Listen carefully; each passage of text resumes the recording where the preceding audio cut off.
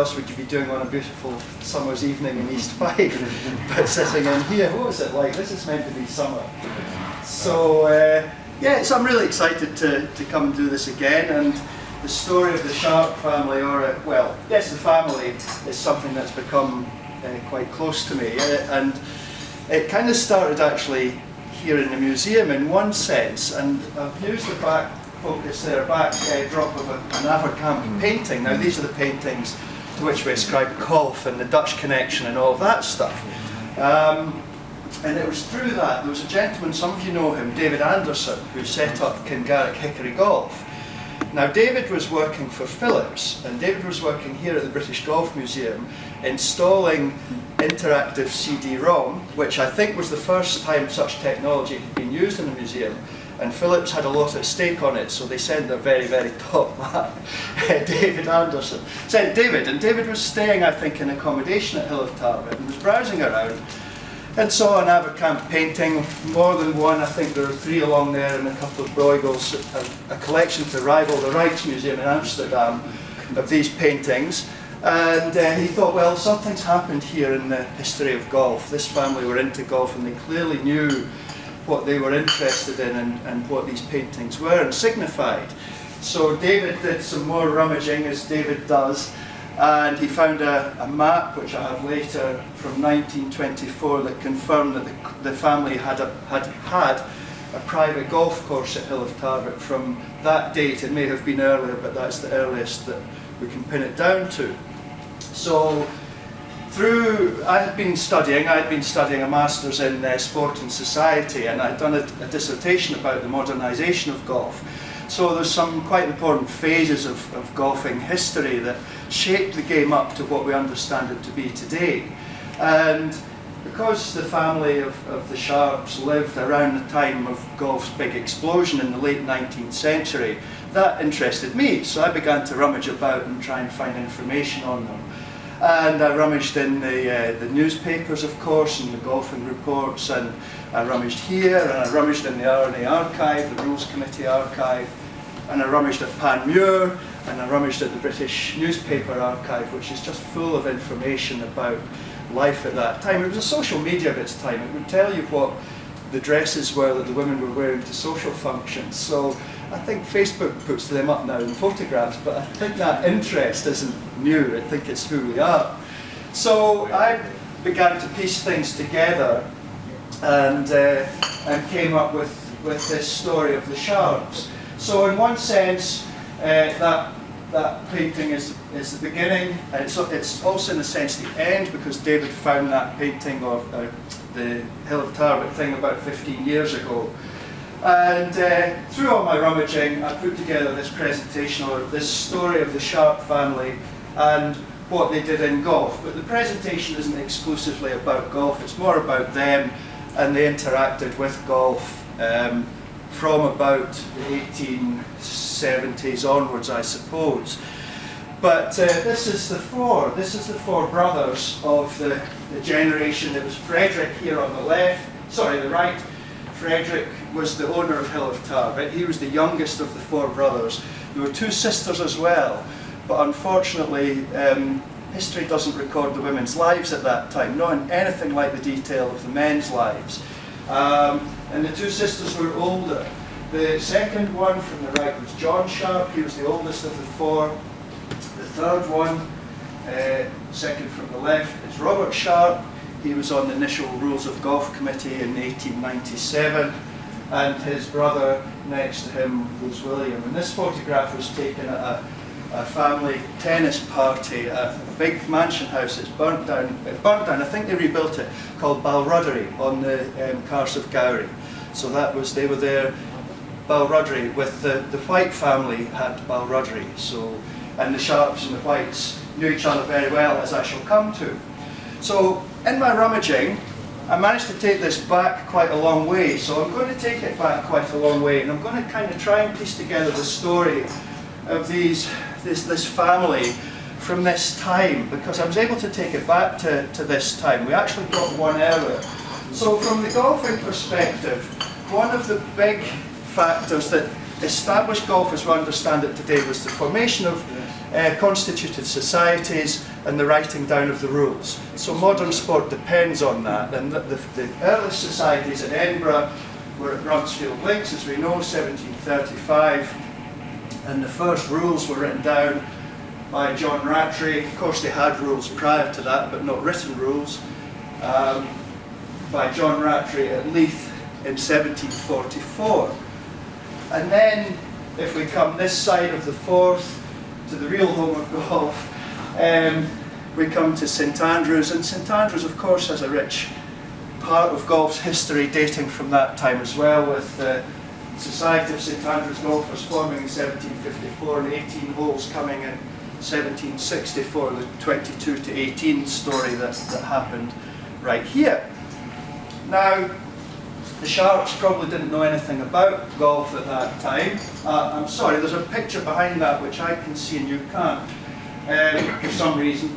William Sharp was the second last one that I knew or found out about, and his father was Thomas. I never found out when Thomas was born, but he died in 1805. And William was born to Thomas and Mary in 1758, so about the same era as golf was formalising itself. So that's as far back as we were able to take them. And William Sharp's father was a ploughman in Collis in Perthshire, so not so far away from here. And William was a saddler.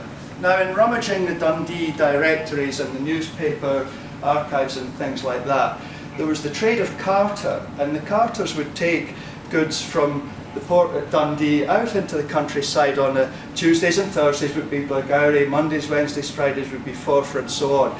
And I can imagine William Sharp in Collis as a ploughman hearing all this stuff, what was going on in Dundee. And the Dundee directory of, let me check the year, of 1783 stated that Dundee is in a very flourishing state. And I think Dundee has had a range of flourishing states and not so flourishing states since then. And I think, having been somebody who I grew up out in Newtile in Angus and went to school in Dundee at the Harris, I'd like to think that Dundee is rising again into a flourishing state. And I love the place, I think it's great.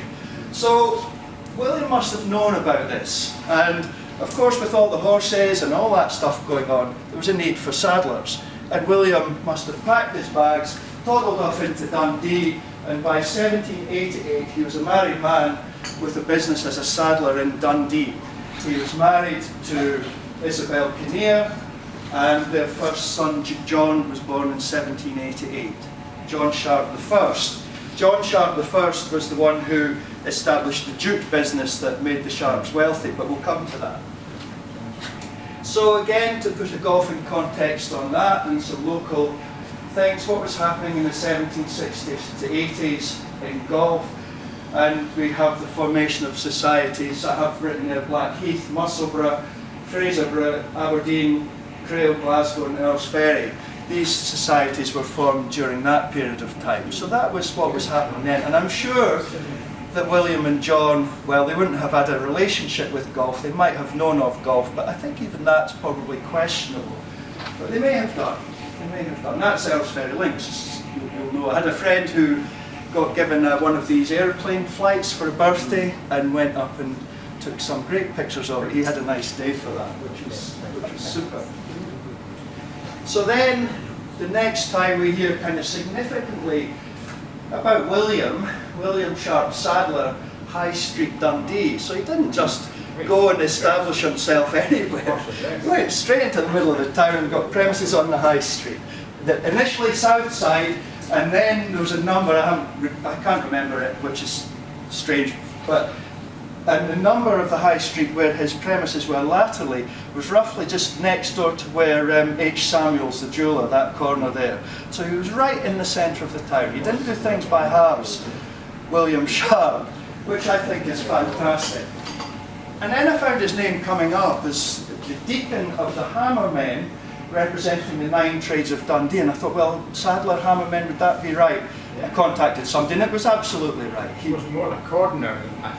The cordner's an 11 metre, so there's probably more involved.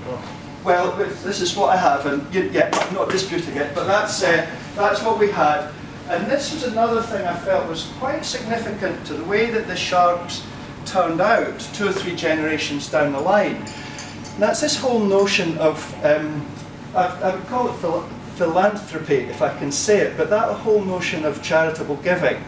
And I'm not sure if we still have that in the same way, but they gave, and they started to subscribe to the infirmary, and that's all recorded. So William Sharp, the biggest pardon, knew exactly what he was doing and how to get up in business and become somebody in the flourishing city of Dundee, and fair play to him, fair play to him. So again, just a little bit of golfing context, and this one makes me laugh. I think Tom Morris was born in 1821. And I'm thinking to myself, why can I not find photos of a young Tom Morris? Well, he wasn't famous until he was old, so I've got a picture of him when he was old. But this is, of course, Tom Morris is one of the elements that made golf what it is now, because he was one of the first professional duos playing with Alan Robertson. That notion of the professional game is something we recognise widely in golf now, but they became very prominent in money games in the 80s. So at that very time, John Sharp marries Christian, that's wrong, sorry, I've made a mistake, her name was Christian Bowler. John Sharp marries her,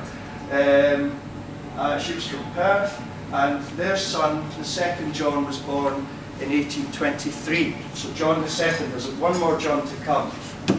So John II, 1823.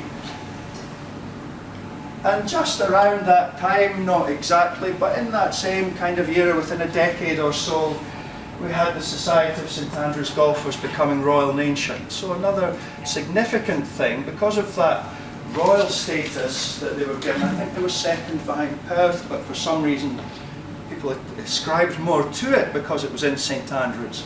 And they became the club to whom all the other clubs looked for support and advice. So without asking for that role was thrust upon them, and they kind of became, if you like, a kind of informal governing body, if we want to call it that, the Royal Nation Golf Club. Interestingly, at that time, the clubs all had their own rules. So the St Andrews Golfers' rules would be for the game as played on St Andrews Links, and other clubs would have the game as played at Aberdeen, or whatever it might have been. However, clubs began to follow that. So Panmure Golf Club was founded in 1845, from memory, yes, and I had a good look at their minute book, their first minute book, and they founded and would play by the rules of the Royal Nation Golf Club in St Andrews. So St Andrews got that credibility, what is that the right word, by which people would follow the example being set here around these really important aspects of the game, because it's the rules that sort of define the game, which is another point I'll sort of try and look at again later. So then young John Sharp the first, we have him as a flax spinner in 1830, so like his father William, he's set up himself in business, and flax was a thing all around here, wasn't it, and probably coming from the relationship with the Low Countries as well, going way back probably another 400 or 500 years. So John was into that. 1834, John Sharp, hemp, flax and tow spinner. This was an older mill, but they had mills all over, maybe I think about 5 or 6 mills in Dundee. This one was known as the Boer Mill, named for his wife's maiden name. It's away now, it's knocked down now, but that was somewhere near the back of the Audi garage off the Lochie Road, if you know where I am there, quite near to Verdant Works. So they were in that part of town. Now, again, things you learn when you start rummaging in the newspaper archive, because I didn't know anything about this, I didn't study social history or anything. But of course, like any industry in any factory setting, there was agitation among the workers and signs of unfairness, and all of this weren't unionised, but the workers had power, and the hecklers were the guys who were supposed to bash and straighten the fibres for spinning. They were a powerful lot, and they would go on strike, and the strikes disrupted the business of jute production in Dundee and the rest of it. Now there was a heckling machine for the softer fibres of hemp and flax, and John Sharp beefed it up and patented the heckling machine for jute. So he got rid of that industrial problem and sped up production in a circumstance when it was needed, and that made the whole production process much more straightforward. He never made any money on it, and I believe he died in debt because his son, John II, was known as Honest John on his death, and he had sorted out all the debts of his father, and then again gained this sort of status within the city of being an honest broker and a good man to do business with. So John patented the heckling machine in 1836, and there was a quote in one of the archives in Dundee City about John Sharpe, and they wanted to erect a statue to him somewhere in the area of where the McManus Galleries now are, and there were statues around that part of Dundee of famous people. The statue was never built, but there was a move to try and get that done. And they said, to John Sharpe may be safely ascribed the credit of putting Dundee to rights. And I'm certain that would be in reference to sorting out this industrial problem and having the heckling machine and freeing up production in that way. So he was clearly a very significant man as well in his own right during that period of time. Excuse me 1 second.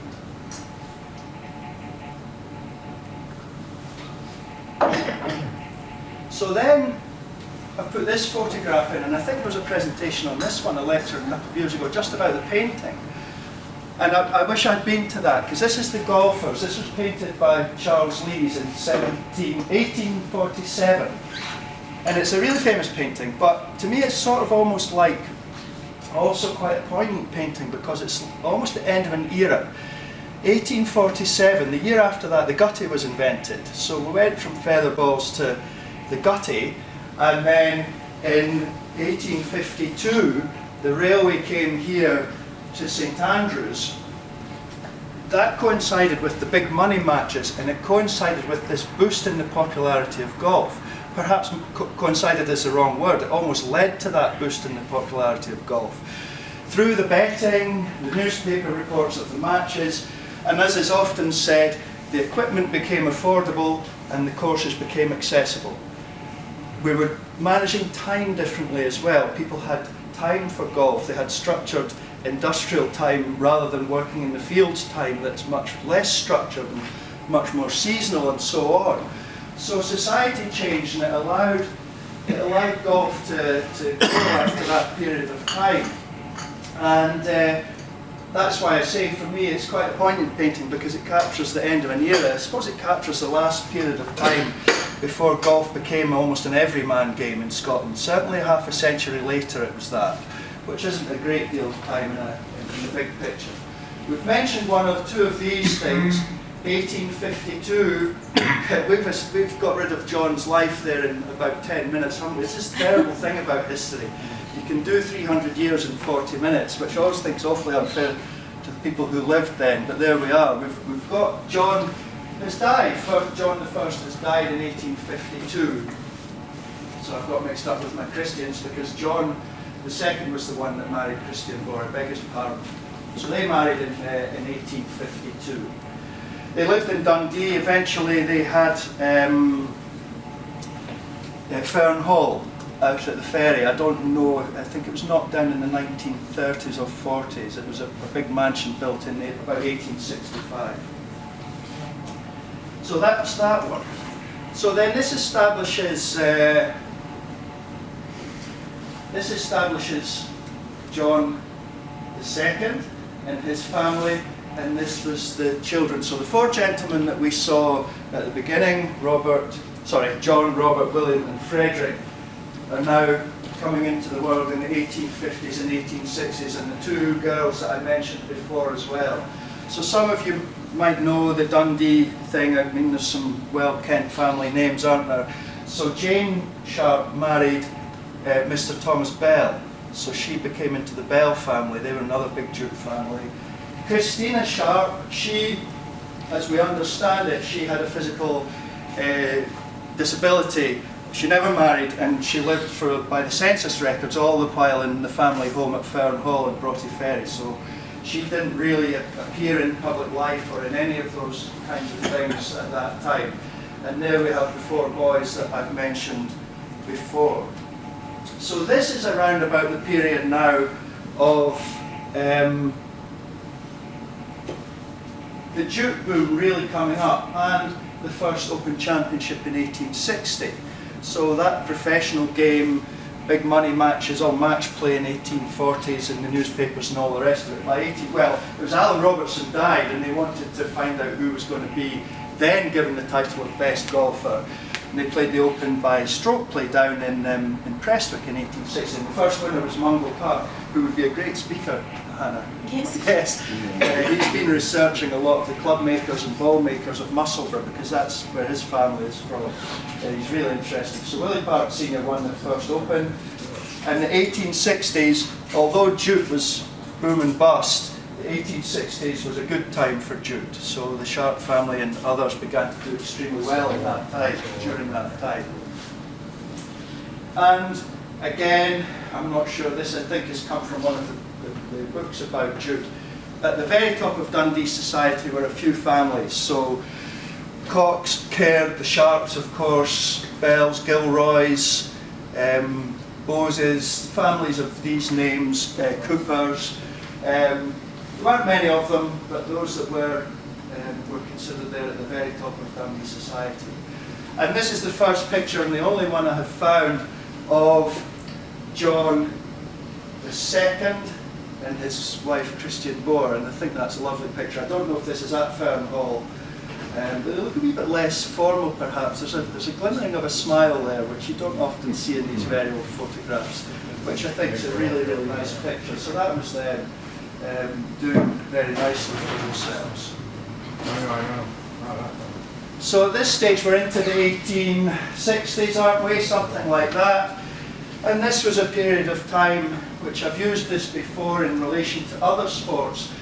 Now we did it in golf in the 1750s and 60s, constituted societies, first written rules, and if you like a governing body if you take it informally from 1834.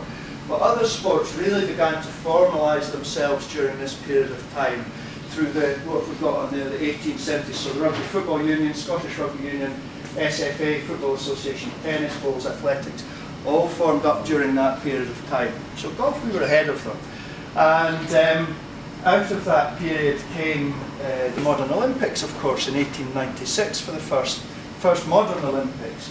So this was a really, really important period for all sport. And it was a mainstay of the English public school.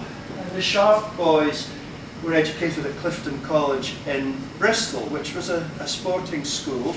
And I think from what I've read, it was a very liberal school. It was very free of thought and had a very forward-looking, very young headmaster in its early days. And he formed the culture of this place to be that forward-looking way. And for me, it's quite interesting looking back. We think that people that lived in the 1860s and 70s and 80s were somehow old-fashioned.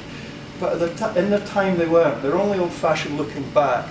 And they were forerunners of what they were doing. And I believe that Clifton College was one of those places that kind of broke the mould a little bit. And it probably gave the Sharpe boys a great sense of themselves and sense of the world. The schools were obsessed with sports, and I think there's a quote about the Battle of Waterloo being won on the playing fields of Eton. So it formed the British character, didn't it? And the empire and all of that kind of thing.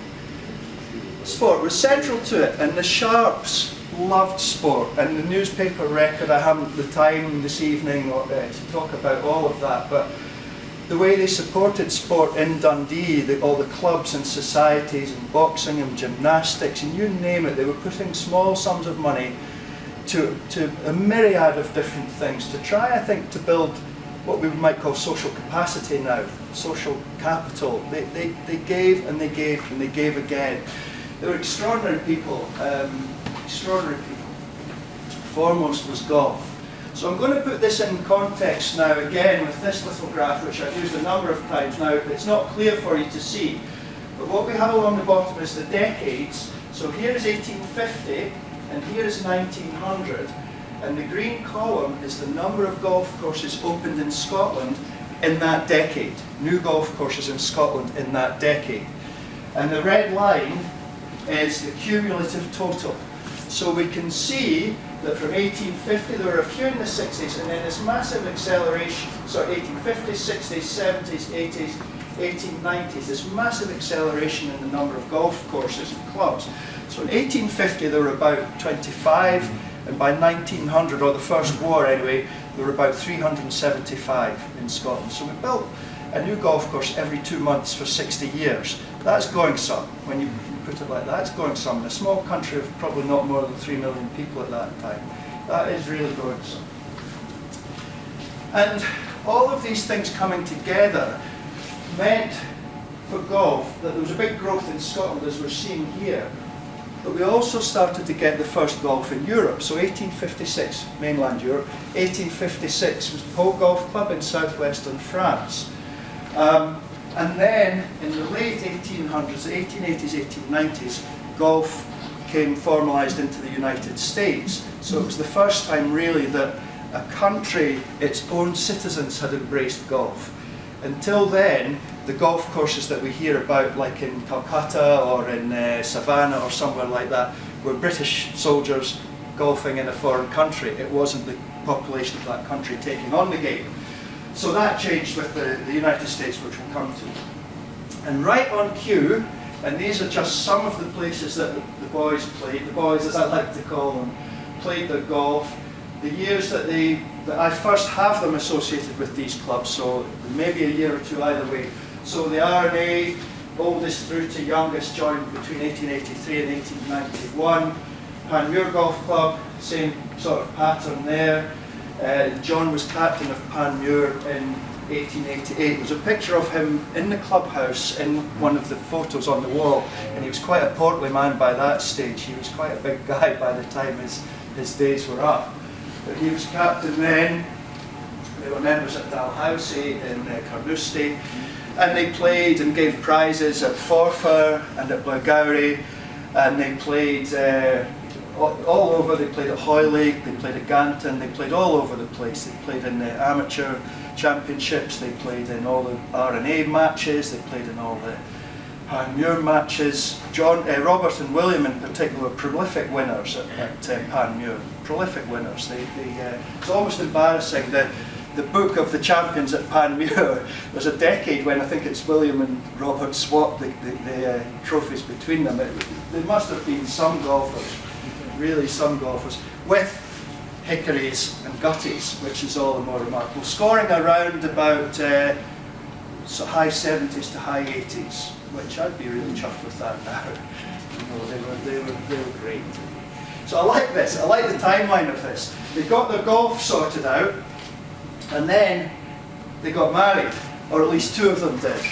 John married a young woman called Eleanor White from Balruddery, of that family where the tennis party was. John married her in 1885, and Frederick, John's brother, married Beatrice, Eleanor's sister, a little later in 1894. So the families must have known each other quite well by the time all of that was done, or else it reflects the fact that they were moving in limited social circles, but we can speculate about those things.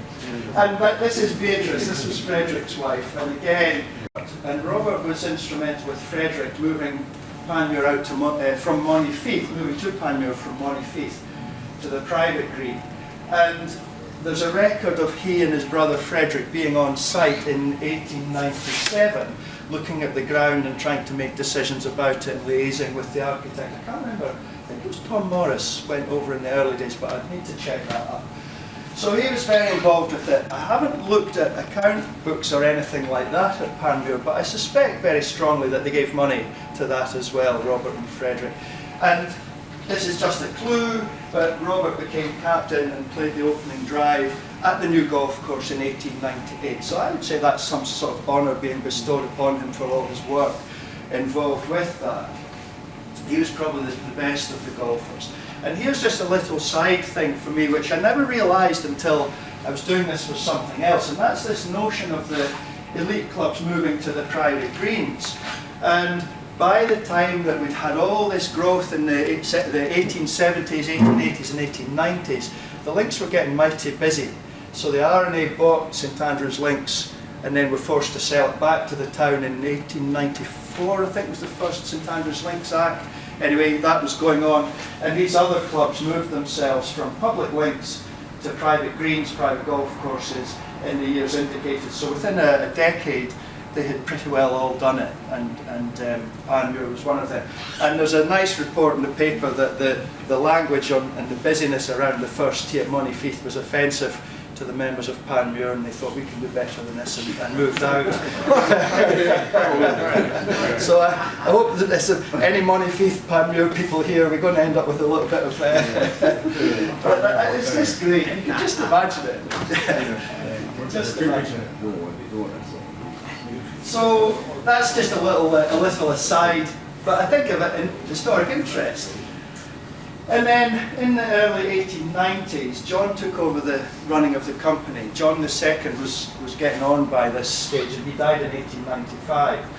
And John Sharpe and Sons was a thriving jute company, and our John, disappeared from golf after that. There's 1 or 2 records of him playing, but not winning anything. And previously he'd been in every medal that you could ever imagine. He was playing all the time. So that was a shame. And this John II, died then in 1895. So that's, I mean, it's a very small bit of it, but that's, I think, indicative of the Robert and Frederick's role in the growth of golf in Scotland. Something I meant to say when I started this was, in one sense, with a story like this, when you look back at golf history, I find it difficult to find any new information, which sounds a bit strange, but Neil Miller came and spoke with us last year about that, and he's explored where some of these myths about golf come from. And information, misinformation keeps getting presented forward until we believe it. You know, so finding new information about golf history is quite difficult. And David did a fantastic job with your Scotland's Game, David, of course, and Roger found a lot of original information, but it was difficult to get that. So what we end up with is a story of a few captains and a few champions, and we end up with a story of a few artisans, so the first Open champions, and a few others, but we could probably name 8 or 10 of them, probably, not many. And we've got that missing bit in the middle. We've got that missing bit of hundreds and hundreds of men, sorry ladies, but you know, at the time, largely it was the men, who were building golf to what we recognise it today, from the opening of all of these clubs and finding the ground and funding the ground and employing people and preparing it and writing constitutions. There were hundreds of these men building golf to the state that we recognise it today, and I don't see them recognised in very many places, perhaps club histories. So in one sense, this is a story about those men, just in that particular context. One of the other things I said earlier was golf, the growth of the game in Europe. So here's an old postcard, the Hotel Regina du Golf in Biarritz. So Pau Golf Club, 1856 was the first on continental Europe, and Biarritz, by the end of the century, they called it, let me get this right, I've written it down, the Queen of Beaches and the Beach of Kings. It was a place where European royalty, aristocracy and the social elite went to pass time the winters. Among them, sorry, get my timeline right, in 1887, a young man in Biarritz was born called Arnaud Massy. Arnaud Massy became the first champion of the Open from continental Europe, and he was a caddie, I'm not saying this is him, or a caddie at Biarritz Golf Club. Among the social elite overwintering in Biarritz was the next brother, William Sharp. William clearly lived in some style down there. So we have William golfing and winning at golf in Biarritz from 1887, and his brother playing at Pau in 1892. So they were clearly going over there and golfing in that part of the world. So that date of 1887 has Arnaud Massy at 10 years old. So they say in the stories of Massy that he must have been coached and nurtured by some crack Scots who were overwintering in Biarritz and teaching him golf. And I'm going to put it to you that William Sharp was one of them. To me it's unavoidable. William Sharp was one of them. And little clues about the relationship between Massy and Sharpe come later. So here he is, here's William. He was club champion at Biarritz in 1897. We have him golfing in a match for the club in 1901. And the newspapers would carry the story of what train William Sharpe left on to go to Biarritz and when he would be returning in the spring from there. He was primarily a cricketer at Forfarshire Cricket Club, and the gates are William Sharpe gates, I think, at the, is it St Fort? No. Fort Hill. Fort Hill, thank you. Yeah. The gates are the William Sharpe gates. He played for Scotland a number of times, and the one that makes me laugh was they went down to Yorkshire for a cricket match, but they found time to play Ganton in the morning. So there we are. Yeah, absolutely. So, and then, okay, 5 years after Massy wins the Open, we have a record of William golfing with him at Panmure in 1912, and again golfing with him at Carnoustie in 1919. So I'm suggesting to you that when Massy was a boy, William Sharpe was one of those who nurtured his game, and they had a lifelong friendship. It's very difficult to get really strong evidence for that, but the pieces are there and they're aligned, and I'm drawing massive conclusions from that. But that's what it's about, isn't it? And then in whoops, sorry, I've jumped over one, have I? Yeah, the Glasgow Herald tournament was a professional tournament at Gleneagles in 1920 to try and get it its place after the war and to try and recoup some of the investment that had been made and deferred during the First War for that place. Sorry, come back to this slide. So here's, the map isn't clear, I apologise again, but this is in Saint-Jean-de-Luz, Golf de la Nivelle, and Rue Arnaud Massy and Place William Sharpe have a junction, and at that junction is the entrance to that golf club. So it would suggest that they cooperated in somehow and were given their place in the establishment of that club. David Anderson and myself both contacted the club. I was in northern Spain 2 summers ago and would have gone to visit, but we didn't get a response. So we've not been able to go there and explore it firsthand. And anyway, I don't have much French, so I need to find a translator. But interesting, very interesting. Now across the Atlantic, same period of time, first club in the United States, 1888. By 1900 they had at least one in every state and over 1,000 in total. So it grew like topsy, golf in the United States. And Herbert Warren Wind wrote of it in his Story of American Golf. This was America, not Scotland. Golf should be allowed to develop naturally in America, they believed. And if the personality of the game underwent moderate revisions in the new locale, it was a healthy sign. Not everybody agreed with that. Not everybody agreed with that.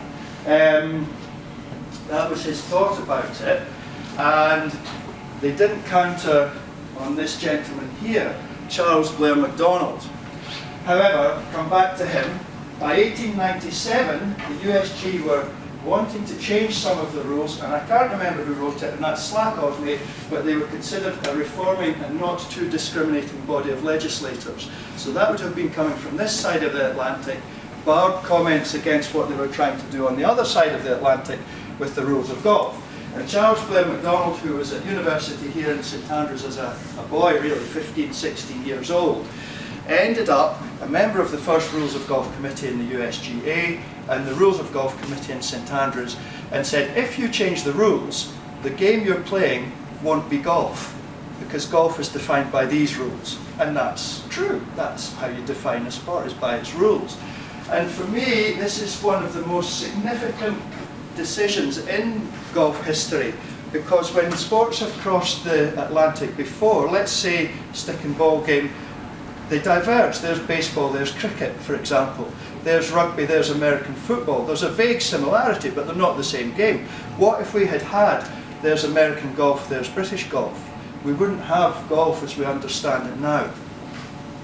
So in 1897, the response, and I love reading the minutes of the Rules of Golf Committee and reading between the lines, I beg your pardon, but there was severe indignation that the Americans were going to change the rules of golf. Absolutely preposterous notion. So they set up a Rules of Golf Committee. and invited Robert Sharp to come on to that. So Robert was clearly somebody well kent locally in St Andrews in the club, and was felt worthy of bringing onto this committee. And he served on it for 38 years, no, 28 years, beg your pardon, and ill health forced him to leave the committee, and he died in 1927 from memory. And he was on the Green Committee as well during that period. And this was a massive period in the rules, establishing the rules of golf. And that little picture there of Robert is taken from the painting of Balfour driving in, painted in 1897. So I don't know if it's a mark of honour to be included in that painting, but there he is right in the centre of things as we have them. So here, if you're still awake, here is tonight's quiz. It's a one-question quiz, so I love this. The first decision made by the Rules of Golf Committee was in, hookworm casts on an inland course be treated as dung? Or should a bamboo and hickory laminated shaft be permitted? Now hands for the first one, worm casts. Okay, and hands for the second one. And I think most of you are going to sit and look and see who puts their hands up for each one and decide who's got the credibility in the room for it. The first decision made by the Rules of Golf Committee was that about worm casts on an inland course being treated as dung, and did you decide that they could be or couldn't be? They couldn't be treated as dung, so play it as it lies on a worm cast on an inland golf course. So there we have that bit. So we've got through, excuse me, we've got through that period of time, and briefly, but I believe significant contributions to the development of the game. And around the same period, Hugh Sharpe was an older man, he only lived to 40, we'll come to that. Hugh was born in 1897, and Frederick and Beatrice's daughter Elizabeth in 1910, and this is Hugh, I think at Hill of Tarvin. He was a great sportsman, he was into everything. Skiing, mountaineering, sailing, golf, you name it, Hugh was involved in it, and often involved at a level of establishing a sport as well. For example, skiing, he was very much involved in that. So the family tradition continued. Round about that time, Robert was very involved in bringing the first Scottish professional championship to Barry or Panmure Golf Club in 1907, and in the newspaper references, Robert is right there with all of that. And then by this stage, the boys will be, what, in their late 30s or early 40s, and the playing careers fade away after that. So they don't appear in the newspaper archives or the playing archives really after that. But that's a pity, because you know, they lived for quite a lot longer, and I was only following the golfy stuff, so I kind of lost thread of them after that, which is work for the future perhaps. So that brings us to the fourth brother, and that's Frederick. Now Frederick was the weakest of the golfers, so as far as I can see, he never won anything. And there's one newspaper report that I can't remember what he scored at the golf, but he was out for a duck at cricket the same day or something, and poor Frederick. So he didn't appear to have the talent that his brothers had, but he became a highly regarded businessman. His father and other worthies in Dundee through the 1860s, 70s, 80s has established the American trust companies who lent money at high interest rates to people buying land in America, and that's where the Alliance Trust formed from. And Frederick was chairman of that during the years I've indicated there, 1920 and 1932.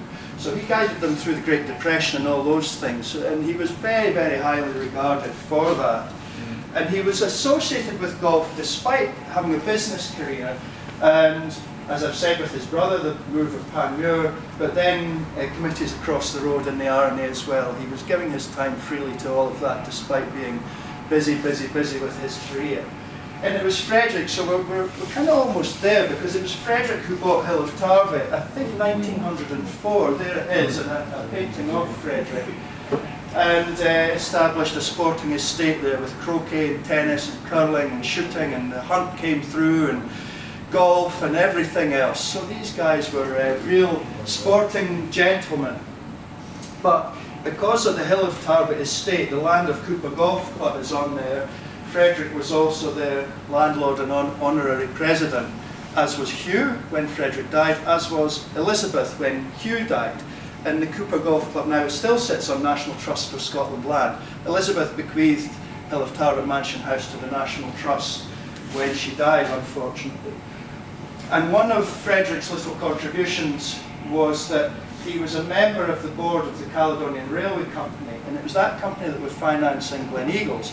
But the First War came, and they had to sit and wait and sit and wait and sit and wait. And again, through his position and his financial acumen, I'm pretty certain that Frederick would have been signing off the continuing support of that project. And very nice to see his brother supporting the Glasgow Herald tournament once it got up and going. So this brings us to the first map of 1924 of Kingarrick. I don't know why they would wait 20 years to build a golf course, but that's the date we have. And here we have, and perhaps you can see from this why Frederick didn't win too many prizes at golf. That's Frederick on the left, golfing at Hill of Tarbert, and you can see he's playing cross-handed. I wonder if that's something to do with his lack of success at golf. And I can imagine the conversation saying, no, no, Dad, this is Hugh. Come on, Dad, you need to put a bit more effort into it. And Hugh shows him how it should be done. Isn't that just fantastic? Just fantastic enthusiasm for golf. Keep your head still, Hugh. Go on, keep your head still. And then we have Sadler, of course. I found myself, when I knew the ends of lives were coming, I was reading the archives, and you come to the obituaries and that, I found myself quite emotional about it. I ended up quite attached to this lot. Sadly, that left us with Hugh. Hugh followed his uncle onto the Rules of Golf Committee. He followed his father into the Alliance Trust and would almost certainly have been chairman, but for his untimely death. Hugh was fairly late in life, captain in the First War. He got engaged aged 40 to a young lady from Helensburgh called Mabel Hogarth, and he was due to be travelling there and driving himself there in December 1937. And he was persuaded to go on the train because the weather was so bad. And the train pulled up at Castle Carey and stopped the Dundee to Glasgow train, and nobody told the driver of the train that was coming up from Edinburgh that there was a stationary train on the line in front of him, and the two collided. And there was 35 or 37 fatalities, one of whom was Hugh Sharp. So he was taken way too soon, way too soon. And he was the end of that branch of the family. John had offspring, and that's all the surviving members of the family. William and Robert never married, and never had children. Hugh was a great book collector, and just a little underpoint. His collection of books he donated to the National Library of Scotland on condition, I think they put on the condition that they were taken to Edinburgh by road in an armoured van, so rather than crossing the Forth on a ferry, and for the journey they were insured for £35,000 in 1937. And you can go and see them in the National Library of Scotland, should you want to. So that was that, and you know, really sad. This was the end of the line. This was the end of the Hill of Tarbert Sharps, and the house then went to the National Trust and everything else. And that's kind of me at the end. And I feel always with these things, you race through it. There's so big a story not told. They were into everything in Dundee. Some of it I've alluded to. So much golf activity, so much giving to the community, to the hospitals and the schools and soup projects, you name it, they were giving. I suspect all the Jute families were doing the same. It was part of their civic responsibility, and I wonder if that still exists. Church life, social life, social occasions, what they wore, it was absolutely fantastic, the story that they have, and I would love, if I had the time, perhaps another life, to prepare something on all of that. And I find it sad, looking back in the 21st century, the women barely get a look at it. You find out what they wore. I googled Jane Sharp to see if she was active in Dundee society, and the best I got was a music hall singer called Jane Sharp. I thought, I don't think she'll be our Jane Sharp. So that was that, a big story not told.